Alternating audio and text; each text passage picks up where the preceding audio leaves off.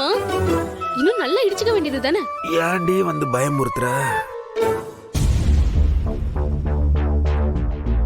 என்ன மாம்ஸ், உங்க idea work out ஆகுமா? இந்நேரம் 2 பேரும் கட்டி பிடிச்சி கதறியில இருக்கணும். சில மாதிரி நின்று இருக்கிறாங்க. என்னன்னு புரியலையே.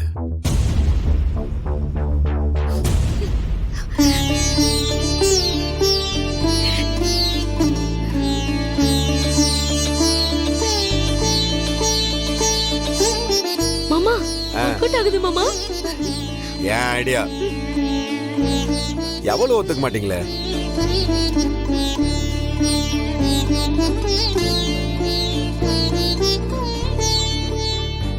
சாரிடி ஆண்டாள.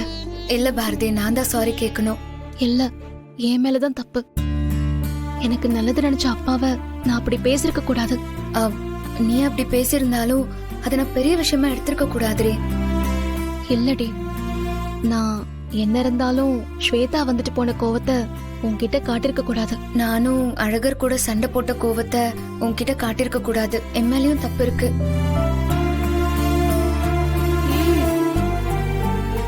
என் மேலதான் தப்புன்னு சொல்றேன்ல, கேட்க மாட்டியா? ஏய், தப்பு செஞ்சது நானே வந்து சொன்னாலும் நீ நம்ப மாட்டியா? நீயே தப்பு செஞ்சிருந்தாலும் இப்ப மன்னிப்பு கேக்குற குணம் உன்கிட்ட தானே இருக்கு. அதெல்லாம் எதுவும் இல்ல, அந்த குணம் உன்கிட்ட தான் நிறைய இருக்கு.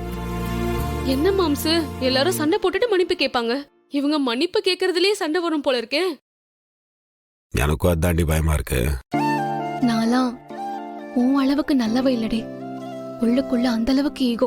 ஏய், என் பாரதிய பத்தி எனக்கு தெரியாதா? நான் தான் பயங்கர ஈகோ புடிச்சு அலையிறேன்.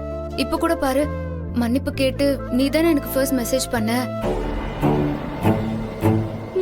நீ சென்ட் மெசேஜ் டெலீட் பண்ணல. நானா? நான் எங்கடி மெசேஜ் பண்ண? நீ தானே எனக்கு மெசேஜ் பண்ண.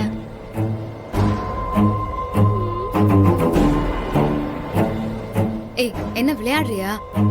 நீ தானே 5 மணிக்கு வெளியே வான்னு சொல்லி மெசேஜ் போட்ட. அதனால தான் நான் வெளியே வந்து நடந்துட்டு இருந்தேன்.